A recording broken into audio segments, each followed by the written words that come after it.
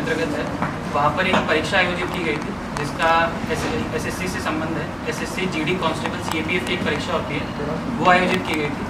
और उसी समय वहाँ पर एक एफएसओ ऑफिसर रहते हैं एसएससी के, जिन्हें फ्लाइंग सर्विलांस ऑफिसर कहा जाता है, वो वहाँ पर मौजूद थे।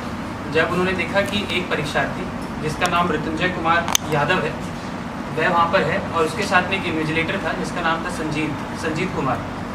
जब वहाँ पर वो देखे कि जो संजीत कुमार इन्विजिलेटर है वो एक प्रकार की टैंपरिंग करने का प्रयास कर रहा है, जो कि मृत्युंजय जो है, जो उनका कंप्यूटर डेस्कटॉप है, उसमें प्रयास किया कि उसे रीस्टार्ट करने का प्रयास किया गया। तो क्योंकि मामला काफ़ी गंभीर था तो इसी को देखते हुए पुलिस अधीक्षक महोदय द्वारा एक एसआईटी टीम का गठन किया गया, जिसका नेतृत्व अमर कुमार पांडे कर रहे थे और उसमें टाटी सिल्वे थाना प्रभारी मौजूद थे और टाटी सिल्वे थाना के बाकी पुलिसकर्मी भी शामिल थे। जब ये टीम वहाँ पर पहुँची और उसके साथ में साइबर थाना और I4C जो कि एक साइबर एक्सपर्ट के तौर पे जाना जाता है, उसके साथ भी हम लोगों ने समन्वय स्थापित किया। जब ये सब लोग वहाँ पर पहुँचे तो देखे कि वहाँ पर टैंपरिंग करने का प्रयास किया गया है। जिस कंप्यूटर पे परीक्षा को देना था वहाँ पर उसे टैंपर करके उसे रीस्टार्ट करने का प्रयास किया गया था। तो इसी को मद्देनजर रखते हुए सबसे पहले मृत्युंजय कुमार यादव को हिरासत में लिया गया और दूसरा संजीत कुमार जो कि वहाँ पे इन्विजिलेटर का काम करते हैं, उन्हें हिरासत में लिया गया।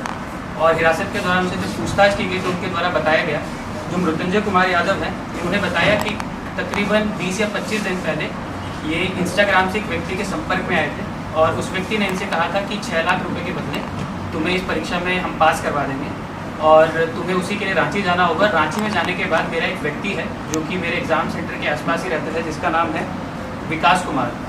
ये विकास कुमार की बता दें कि ये सेंटर हेड भी है इसी इंस्टीट्यूट का, जीनियस इंस्टीट्यूट ऑफ टेक्नोलॉजी जो टाटी सिल्वे में है।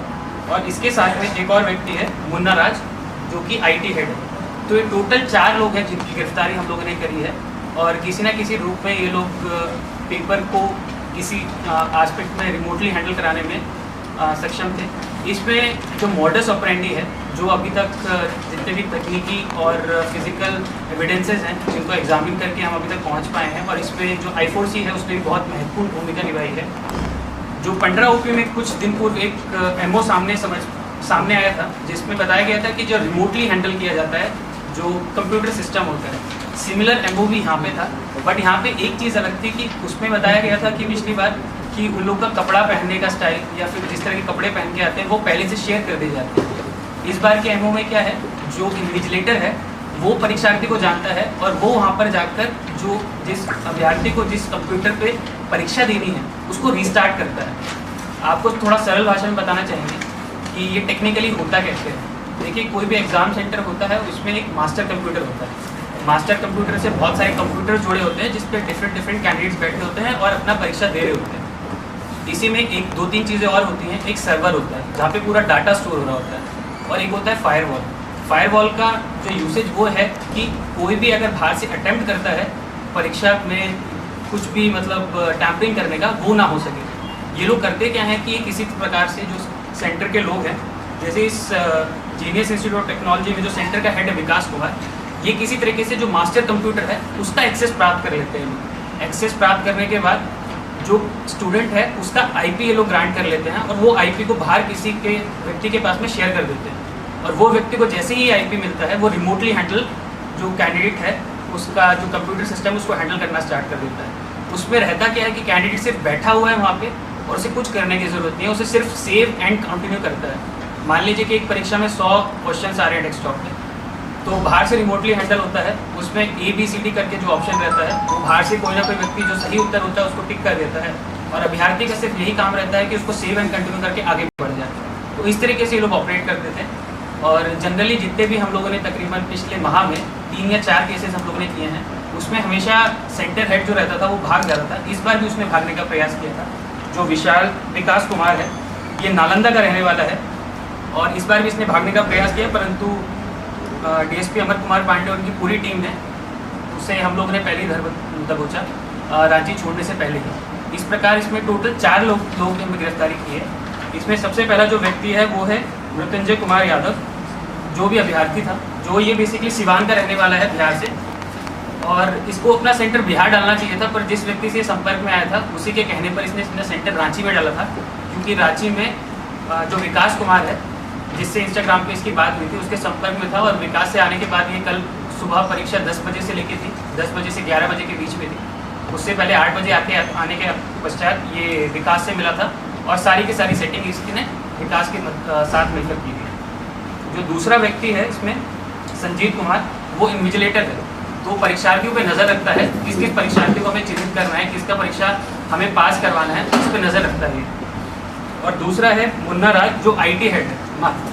मान लीजिए कोई भी IT लेवल तकनीकी समस्या आती है तो उसी के बहाने ये किसी ना किसी अभ्यर्थी के पास पहुंच जाता है, वहीं पे कुछ ना कुछ रिस्टार्ट करके या फिर फायरवॉल को बाईपास करने का ये लोग सिस्टम ऑलरेडी उसमें रखते हैं, उस पर किसी ना किसी तरीके से कुछ ना कुछ सपोर्ट करता है। रही जो जब्ती है, इस पर हमने 2 मॉनिटर हम लोगों ने जब्त किए हैं, इसके अलावा 3 CPU हैं जहाँ हम लोग जब्त कर पाए हैं, और एक वाईफाई डिवाइस है जिससे रिमोटली एक्सेस ये लोग करने का प्रयास करते थे, वो हम लोग ने जब्त किया है। 2 कीबोर्ड हैं, 2 माउस हैं और 3 मोबाइल एंड्रॉयड फ़ोन हैं। और इसके अलावा हमें 5 चेकबुक भी मिली हैं, जिससे अगर परीक्षार्थी का पास हो जाता है तो उसी चेकबुक को यूज़ करके ये लोग उनके अकाउंट से निकासी किया करते हैं। और इसके अलावा 2 अभ्यर्थियों का एडमिट कार्ड हमें और मिला है, जिस पर हम लोग अभी अनुसंधान कर रहे हैं और उसमें भी कुछ ना कुछ प्रगति हमें मिलेगी। इसमें एक इम्पॉर्टेंट चीज़ और है, तकरीबन 50 मीटर दूर एग्जामिनेशन सेंटर से जो रिमोटली जो हैंडल किया जाता है, वो जगह भी हम लोगों ने चिन्हित इस बार कर ली थी और वो भी जगह भी हम आइडेंटिफाई कर पाए थे, और वहाँ से भी हमने 2 मॉनिटर्स और 2 CPU हम लोगों ने जब्त किए हैं वहाँ से। सर वो सारी चीज़ें उसी जगह से 50 मीटर दूर से ही हैंडल की जा रही है जी। ये लोग जैसे विकास, जो मैंने आपको बताया, जो सेंटर का हेड है, जहाँ पे रहा करता था, वहीं पे एक्चुअली इसने इंस्टॉल करके रखी थी सारी चीज़ें, और वहीं से किसी तरीके से ये रिमोटली हैंडल करता था। सर जो भी परीक्षार्थी होते हैं वो कुछ ले जाने नहीं दिया जाता है, तो उसका IP एड्रेस या पासवर्ड बाहर कैसे आया था? वहाँ पे जो गार्ड में थे या रिगार्डिंग में थे, कहीं उनके द्वारा तो बाहर नहीं भेजा गया? नहीं, देखिए ये अनुसंधान का विषय भी है, और जैसे आप बिल्कुल सही बात कह रहे हैं कि जो IP है, वो IP तो एक स्टूडेंट को मिला जाता है, और वो बाहर कैसे आया, तो उसमें जैसे मैंने आपको बताया कि ये लोग पूरा सिस्टम की तरह काम करते हैं। जैसे मान लीजिए कि ये IT हेड है, सेंटर हेड है, तो हर कोई फर्स्ट फ्लोर पे रहेगा, ग्राउंड फ्लोर पे रहेगा, सेकंड फ्लोर पे रहेगा, और किसी ना किसी माध्यम से मान लीजिए कि चाय पीने के बहाने ही बाहर चले गए और वहाँ पे IP को नोट डाउन कर लेते हैं, बाहर जाके जहाँ से रिमोटली हैंडल करना है वहाँ पे IP को शेयर कर दिए जाते हैं लोग के द्वारा। इस तरीके से लोग पूरा परीक्षा में क्या कहते हैं आयोजित करते हैं। सर दूसरा वाला ऐसा हो रहा है, इसका कोई गिरोह है क्या सर? देखिए जितना हम लोग अभी देख पाए हैं, ऐसा कुछ डायरेक्टली गिरोह तो नहीं है, बट जिसमें इम्पॉर्टेंट जो भूमिका रहती है वो सेंटर हेड की बहुत इंपॉर्टेंट भूमिका है।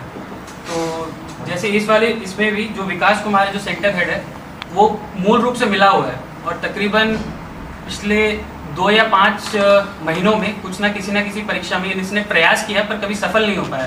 तो अगर सेंटर हेड अगर इन्वॉल्व नहीं है तो हमें नहीं लगता है कि इस परीक्षा में किसी भी तरीके से हम लोग फ्रॉडुलेंटली किसी भी चीज़ को अचीव कर सकते हैं और परीक्षा फेयर मैनर में करवा